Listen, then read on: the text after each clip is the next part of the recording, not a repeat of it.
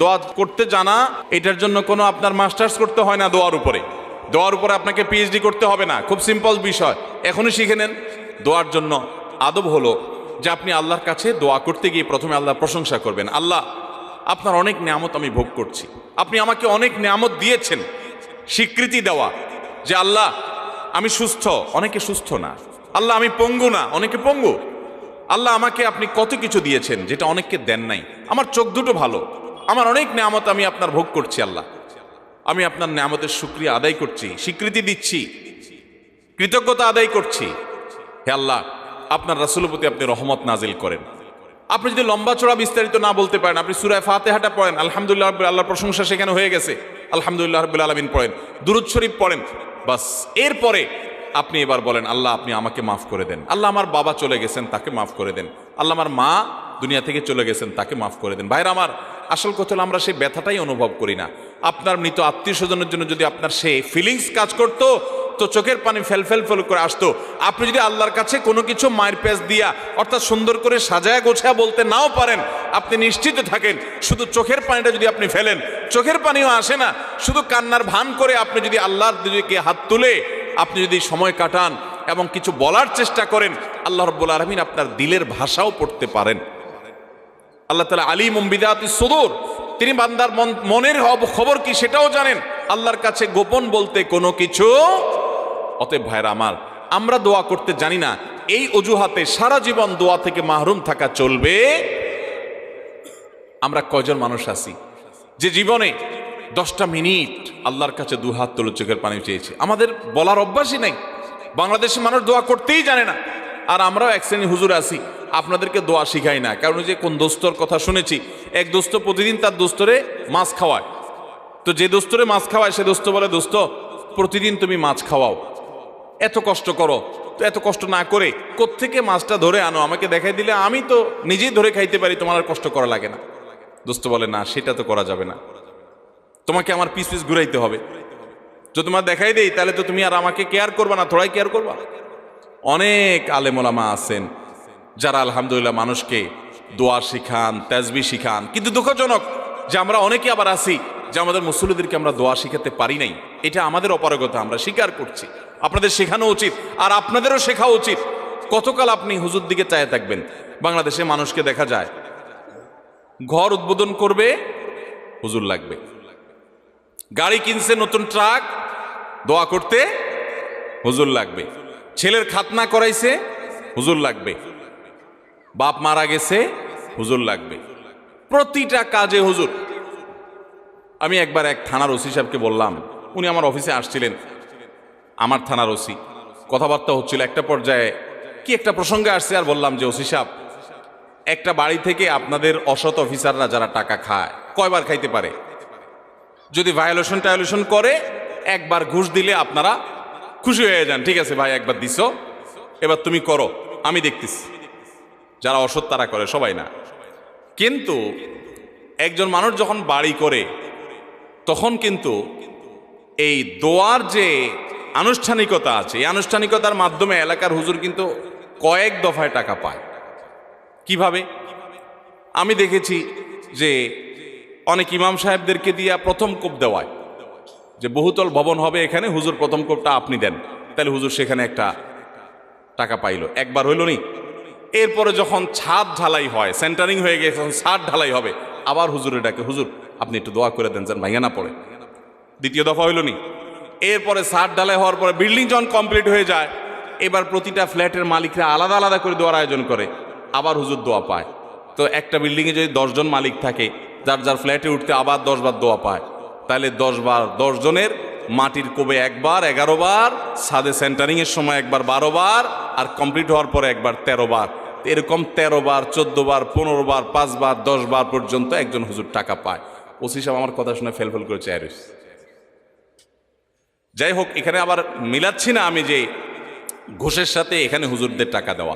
দুনিয়াবি কাজ, দুনিয়াবি যে কোনো বিষয় হুজুররা যদি করেন, সেটা বিনিময় দিলে সেটা জায়েজ আছে। কিন্তু আমি বলছি যে আপনি নিজের দোয়া নিজে করতে শিখেন। আপনি সব কিছু হুজুরের দিকে চেয়ে আছেন কেন? বাংলাদেশে মানুষ দোয়া করতে জানে। মসজিদে নামাজের পরে সম্মিলিত মোনাজাত যেসব মসজিদে চালু আছে তারা করে, বেশিরভাগ মসজিদে চালু আছে বাংলাদেশ। আপনারা দেখবেন যে কোনো ব্যক্তি হয়তো নামাজের পরে জিকির আসকার তাসবিহ যেগুলো মাসনুন ওজিফা আছে সেগুলো করতেছে, এদিকে ইমাম সব হাত তুলছে। তো কেউ যদি ওই টাইমে একটু জিকির আসকার করে তো আশপাশ থেকে দেখবে মানুষ এভাবে গুতা মারে। খেয়াল করছেন? এর মানে কি? এর মানে হলো হুজুর হাত তুলছে, তুমি বসে আছো কেন এখনো? আচ্ছা, এরপরে হুজুরের মনে করেন আজকে 4-5টা জিনিস চাওয়ার দরকার, আল্লাহ কাছে চাই ফেলছে, আল্লাহ আমাকে মাফ করে দিয়েন, নেক আমলের তৌফিক দিয়েন, হেদায়েত দান করে দিয়েন, কমন কিছু কথা চাইছে। আজকে হুজুরের কোনো অসুবিধা নাই, হুজুরের পরে দোয়া শেষ করে দিছে। আরেকজন মানুষ দোয়া করতে করতে তিনি আজকে তার নতুন কিছু সমস্যা যোগ হয়েছে, আজকে পেটে ব্যথা আছে, দোয়া করছে আল্লাহ আমার পেটে ব্যথাটা ভালো করে দেন। তার বউর একটু অসুবিধা আছে, এটা দোয়া করতেছে। এদিকে হুজুরের দোয়া তো শেষ। যদি হুজুরের দোয়া শেষ হওয়ার পরে আবারও কিছু সময় দোয়া করে, তাও দেখবেন আশপাশ থেকে কিছু মানুষের গুতা মারে। এর মানে কি? হুজুরের দোয়া শেষ, তুমি কি করো? তার মানে ওই যে রেডিমেড দোয়ার বাইরে দোয়া আমাদের দেশে মানুষ করতে জানে। ভাইরা আমার, খুব আফসোসের সাথে কথাগুলো বলা। আমরা দোয়া করা শিখবো তো ইনশাআল্লাহ। দোয়া না করার জন্য ইবলিস আমাদেরকে একটা যুক্তি দিচ্ছে, সেই যুক্তিটা শুনেন। সেই যুক্তিটা হলো, প্রথমটা তো এটা যে আমরা দোয়া করতে জানি না, তো আমি শিখাই দিলাম দোয়া করবেন কেমনে। সূরা ফাতিহা পড়বেন, দুরূদ শরীফ পড়বেন, দোয়া শুরু করবেন, ব্যাস। বাংলা আল্লাহ প্রশংসা করে দুরূদ শরীফ নবীর জন্য করে পাঠ করে এরপর তো আল্লাহর কাছে মনের চাওয়াগুলো পেশ করবেন। নবী করিম সাল্লাল্লাহু আলাইহি সাল্লাম বলেছেন, হারাম কোনো কাজের এবং আত্মীয়তার বন্ধন ছিন্ন করার জন্য যদি কেউ দোয়া না করে, বান্দার দোয়া কবুল হবেই হবে যদি সে সঠিকভাবে দোয়া করে, অন্তর থেকে দোয়া করে। কারণ গাফেল অন্তর দোয়া আল্লাহ তাআলা কবুল করেন না। আপনার মায়ের পেঁয়াজ দরকার নাই, আপনি কোনো কথা বলতে জানেন না, ভাই যে বোবা, তারও তো মনের চাওয়া আছে, আছে না নাই? তো আল্লাহ তাআলা তার মনের চাওয়া বুঝেন না? আল্লাহ রাব্বুল আলামিন সব কিছু টের পান। অতএব আপনি অনেক সাজানো গোছানো কথা বলতে পারছেন না, কোনো দরকার নাই। আপনি যা পারেন তা বলেন, কিছু বলতে পারছেন না, শুধু চোখের পানি বলেন এবং মনের আকুতিগুলো মনে মনে বলেন, আল্লাহ তাআলা সেটা পর্যন্ত শুনতে পান। দোয়া করবো তো ইনশাআল্লাহ। দোয়া না করার জন্য ইবলিস আমাদেরকে দ্বিতীয় যে জিনিসটা শিখায় সেটা কি জানেন? বলে যে আমরা তো গুনাহগার মানুষ, আমাদের দোয়া কি আর কবুল হবে? এত পাপ করি, এত অপরাধ করি, ওনারা হুজুর মানুষ, কত আমল করেন, ওনাদের দোয়াই তো কবুল হবে, আমার দোয়া কি কবুল হবে? এটা হলো ইবলিসের সবচেয়ে বড় শয়তানি, যে আমরা গুনাহগার মানুষ, আমাদের দোয়া কি কবুল? এই ষড়যন্ত্র শয়তানের, এটা দূর করার জন্য একটা বিশেষ একটা দৃষ্টান্ত আমি পেশ করতে চাই। সেটা হলো, আল্লাহ রাব্বুল আলামিন যখন আদম আলাইহিস সালামকে সৃষ্টি করার পর সকল ফেরেশতাকে, ইবলিসে তাদের মধ্যে শামিল ছিলেন, ইবাদত করতে করতে তাদের পর্যায়ে চলে গেছেন, তার দলভুক্ত হয়ে গেছেন। সে সহ সবাইকে যখন আল্লাহ রাব্বুল আলামিন সিজদা করতে নির্দেশ করলেন, সবাই সিজদা করলো, ইবলিস সিজদা করলো না। কেন সিজদা করলো না?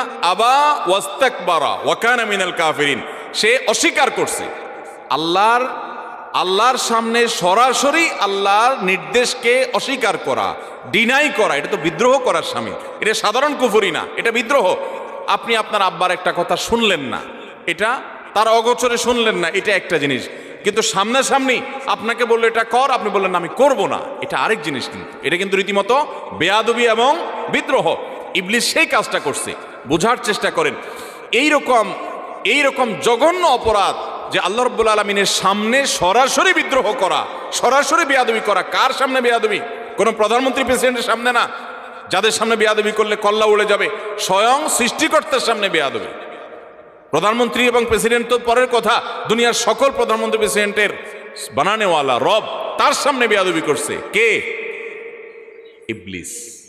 বোঝার চেষ্টা করেন, পরিস্থিতিটা বোঝার চেষ্টা করেন। ওই টাইমে আল্লাহ রাব্বুল আলামিনের রাগান্বিত হওয়ার কথা কি কথা না? আল্লাহর নাফরমানি যত মানুষ, যত সৃষ্টি যতভাবে করুক, ইবলিসের চাইতে এইরকম বেয়াদবি নাফরমানি আল্লাহ সৃষ্টি জগতে কেউ করেও নাই, কিয়ামত পর্যন্ত কেউ করবেও না।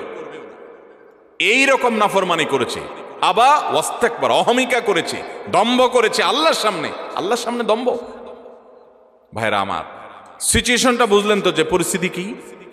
মজার বিষয় হলো, এইরকম আল্লাহর রাগের সময় পর্যন্ত ইবলিস কিন্তু আল্লাহকে খুব ভালো করে চিনত। কারণ কাছাকাছি থেকে ফেরেশতাদের মধ্যে ইবাদতবন্দি করছে। আল্লাহর রহমত যে তার গোস্সার উপরে গালিব থাকে, সাবাকাত রহমতি আলা গাদাবি, অর্থাৎ হাদিসে কুদসিতে আছে, আল্লাহ তাআলা বলেছেন যে আমার রাগ এবং ক্রোধের উপরে আমার রহমতটা বিজয়ী হয়েছে। ইবলিস সেটা জানতো। এই জন্য ওই রাগের সময় বেয়াদবি করেছে। ওই সময়টাতে হুট করে ইবলিস একটা দোয়া করে বসলো আল্লাহর সামনে। খেয়াল করেন কি দোয়া করছে? রব্বি ফাংজিরনি ইলা ইয়াউমি ইউবআসুন। আল্লাহ, আমাকে আপনি সুযোগ দেন, আল্লাহ যখন বললেন ফখরুজ মিনহা ফাইন্নাকা রাজিম, যাও বের হও জান্নাত থেকে, তুমি বিতাড়িত, তোমাকে তাড়িয়ে দেওয়া হলো।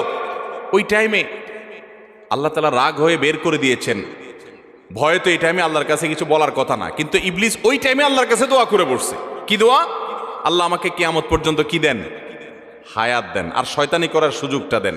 যে আদমের কারণে আমার জান্নাত থেকে বের হতে হলো, এ আদমের সন্তানদের প্রত্যেকটা মানুষকে আমি পথহারা করে ছাড়বো। এই জন্য একটা জিনিস খেয়াল করেন, নামাজ পড়তে আরাম লাগে না কষ্ট লাগে? তাহলে তো সব ফেরেশতা, এরা কিসের ওয়াজ টোয়াজ করবো, আর দরকার আছে এখানে কোনো? এগুলো সব সাক্ষাৎ ফেরেশতা। আমার তো কষ্ট হয়, ফজর নামাজে উঠতে কষ্ট হয় না আপনাদের? আপনাদের তো আরাম লাগে বলতেছেন। শরীরটা একটু মেজমেজ করে না? অলসলের ভাব আসে না? আপনার তো আসে না মাশাআল্লাহ। তো সাক্ষাৎ বুজুর্গ সব। আচ্ছা ভাই, আমাদের ভালো কাজ করতে কষ্ট লাগে, আচ্ছা খারাপ কাজ করতে কষ্ট লাগে? জেনার দিকে মানুষের মন আকৃষ্ট হয় কি হয় না? হারাম উপার্জনের দিকে মন টানে কি টানে না? 2 নম্বর কাজ দিকে মন টানে কি টানে না? কিন্তু ভালো কোনো কাজ দিকে তো মন টানে না। কাহিনী কি? এখানে কেউ একজন কাজ করছে, পেছনে নেপথ্যের মহা শত্রু আছে যে পেছন থেকে কাজ করছে, তার নাম কি? ইবলিস। এবং এ বিষয়ে আমি কথা বললে কয়েক ঘন্টা কথা বলতে হবে। ইবলিস কিভাবে ইবলিসই করে, কোরআনে আপনারা একটা জিনিস লক্ষ্য করবেন, যেখানেই শয়তানের আলোচনা আসছে সেখানে আল্লাহ তাআলা একটা শব্দ ব্যবহার করেছেন, আদুউম মুবিন। শয়তান তোমাদের শত্রু। কিরকম শত্রু? প্রকাশ্য শত্রু। শয়তান দেখছেন কোনোদিন আপনারা? আল্লাহ বলছেন প্রকাশ্য শত্রু, এক জায়গা না, যেখানেই শয়তানরে বলছেন শত্রু সেখানে আল্লাহ বলছেন প্রকাশ্য শত্রু। গোপন শত্রু বলেন না আল্লাহ তাআলা। কাহিনী কি? এই জন্য বললাম যে শয়তান নিয়ে কথা বলতে কয়েক ঘন্টা বলতে হবে। শয়তান নিয়ে আমার একটা আলোচনা করার পরিকল্পনা আছে, রেডি করে রেখেছি, কোন এক জায়গায় আমি বলবো। আজকে সেটা নিয়ে আলোচনা ইস্যু না, মূল ইস্যুতে আবার ফিরে আসি। শয়তান যখন আল্লাহ তাআলার এরকম রাগের সময়, ফখরুজ মিনহা উখরুজ মিনহা ফাইন্নাকা রাজিম, বের হও জান্নাত থেকে, তোমাকে তাড়িয়ে দেওয়া হলো, রাগের মুহূর্তে আল্লাহ বাইর করে দিলেন। আমাদেরকে কি এরকম রাগের মুহূর্তে বের করে দিলে আমরা আবার তার কাছে কিছু চাইতে যাবো? যেহেতু থাপ্পড় খাবো কিছু চাইলে, যে চাওয়ার সময় হলো রাগের মুহূর্ত। ইবলিস ওই টাইমে আল্লাহর কাছে বলছে, আল্লাহ শয়তানি করতে চাই, এই মানুষ যাদের কারণে আমার জান্নাত থেকে বের হতে হলো, লা আকুদান্না লাহুম সিরাতাকাল মুস্তাকিম। আল্লাহ আপনার সিরাতে মুস্তাকিমের প্রতিটি মোড়ে মোড়ে আমি বসবো। লা আকুদান্না, আরবি গ্রামারের ছাত্ররা বলতে পারবেন, লামে তাকিদ নুনে তাকিদ সাকিলা, অবশ্যই আমি আপনার পথে আসার জন্য যে সিরাত মুস্তাকিম, ওই সিরাতুল মুস্তাকিমের রাস্তায় আমি বসবো, বসে আমি তাদেরকে গোমরাহ করব। গোমরাহ যে করবে সেখানেও বলেছে লা উগওয়িয়ান্নাহুম আজমাইন, আমি আপনার এই আদম সন্তান প্রত্যেকটাকে পথহারা করে ছাড়বো। ওই যে নামাজ পড়তে তার ভালো লাগবে না, খারাপটা করাবো তারে দিয়া, মন্দটা করাবো। ইবলিস সে ইবলিসই করবে। আল্লাহর কাছ থেকে এই সমস্ত পারমিশন চাচ্ছে, আপনি বুঝেন, রাগের মুহূর্তে তাও আবার ইবলিসই করার পারমিশন চাচ্ছে। যেহেতু দোয়া করছে আল্লাহর কাছে, প্রার্থনা করছে, আল্লাহ তাআলা বলেছেন ইন্নাকা মিনাল মুনজারিন, যাও তোমাকে তোমার কাঙ্ক্ষিত প্রার্থিত বিষয় মঞ্জুর করে দেয়া হলো। একটু বোঝার চেষ্টা করেন, ইবলিস যদি ইবলিস হয়ে আল্লাহর রাগের মুহূর্তে দোয়া করে পায়, তাহলে আপনি আমি কি ইবলিসের চেয়ে খারাপ হওয়ার কোনো সুযোগ আছে? তাহলে আমাদের যদি মনে হয় যে না আমরা তো গুনাহগার মানুষ, আমাদের দোয়া কি কবুল হবে, তাহলে বুঝতে হবে এটা ইবলিস আমাদেরকে দোয়া থেকে বঞ্চিত রাখার জন্য নেক্সট সুরতে ধোঁকা দিচ্ছে। মনে হচ্ছে আমরা বিনয়ী হচ্ছি, তাই না? যে আমি নিজেকে ছোট মনে করছি, আরে আমি গুনাহগার, আমার কি দোয়া কবুল হবে? এটা নেক্সট সুরতে ধোঁকা। আপনার দোয়া কবুল হবে না কে বলেছে? আল্লাহ ওয়াদা করছেন উদউনি, তোমরা আমার কাছে দোয়া করো, আস্তাজিব লাকুম, আমি দোয়া কবুল করব। আর ইবলিস আপনাকে বলতেছে না না, তুমি গুনাহগার মানুষ, নামাজের ঠিক নাই, রোজার ঠিক নাই, তোমার দোয়া আল্লাহ কবুল করবে? এই জন্য আমাদের দ্বারা দোয়া করা হয় না। ভাইরা আমার, ইবলিসই আমরা শুনবো না। দোয়ার মাধ্যমে বান্দা লাভবান হয়। বান্দা যদি দোয়া করে সেটা 3 ভাবে কবুল হয়। কয় ভাবে কবুল হয়? 3 ভাবে। দোয়া যদি শর্ত পূরণ করে আপনি করতে পারেন, মিস হবে না। হালাল উপার্জনকারীর দোয়া কবুল হয়, হারাম দিয়া দেহ গঠন হলে দোয়া কবুল হয় না। দোয়া কবুলের মূল শর্তই সেটা। এরপর দোয়া কবুলের শর্ত হলো যে সালাত সালাম পেশ করবেন নবী করিম সাল্লাল্লাহু আলাইহি ওয়াসাল্লামের প্রতি, আল্লাহর প্রশংসা নিবেদন করবেন। এর মাধ্যমে দোয়া করলে দোয়া কবুল হবে। ভাইরা আমার, আপনি যদি দোয়া করেন, নাম্বার 1, যা চাইছেন আল্লাহ তা আপনাকে দিবেন। এটা হলো দোয়া কবুলের একটা পদ্ধতি। চাইছেন একটা, আল্লাহ দিয়েছেন আরেকটা, সেটাও দোয়া কবুলের পদ্ধতি। আপনি মনে করতেছেন যে আমার এই মুহূর্তে পানি হলে মনে হয় লাভ হবে, আল্লাহ তাআলা আপনাকে হয়তো পানি না দিয়ে আরেকটা দিয়েছেন যেটা আপনার এর চেয়ে বেশি ইম্পর্টেন্ট, আপনি নিজে জানেনও না সেটা। তো দোয়াটা সেভাবেও কবুল হয় যে আমি যা চাইছি তা হয় নাই, কিন্তু অন্য কিছু হয়েছে যা আমি চাই নাই, এটা দোয়ার মাধ্যমে হয়। তৃতীয়ত, বান্দার দোয়া কখনো কখনো আল্লাহ দুনিয়াতে কিছুই দেন না দোয়ার বিনিময়। আল্লাহর কাছে চাইছে আল্লাহ এটা দেন, আল্লাহ দেয় নাই, কিন্তু আখিরাতে আল্লাহ তাআলা তার জন্য সওয়াব রেখে দিয়েছেন, কারণ দোয়া বান্দার বৃথা যায় না। কোন কোন হাদিস থেকে আমরা জানি কিয়ামতের ময়দানে মানুষ কিছু সওয়াব দেখে বলবে এই আমলগুলো তো আমি করি না, এগুলো সওয়াব করতে থেকে আসলো। তখন বলা হবে দুনিয়াতে তুমি যে দোয়া করছিলা সেই দোয়াটা আল্লাহ তাআলা দুনিয়াতে তোমার মঞ্জুর করে না, ওটা জমা করে রেখে আখিরাতে তোমাকে সওয়াব দিয়েছেন। তখন সে বলবে ইস, আমার দুনিয়ার সব দোয়া যদি না মঞ্জুর হয়ে সবগুলোর বিনিময় যদি আখিরাতে অনন্তকালের জন্য পেয়ে যেতাম, কতই না ভালো হতো। দুনিয়ার জীবন তো সংক্ষিপ্ত ছিল, এখানে তো অনন্ত অসীমকাল ভোগ করব। অতএব দোয়া করব তো ইনশাআল্লাহ।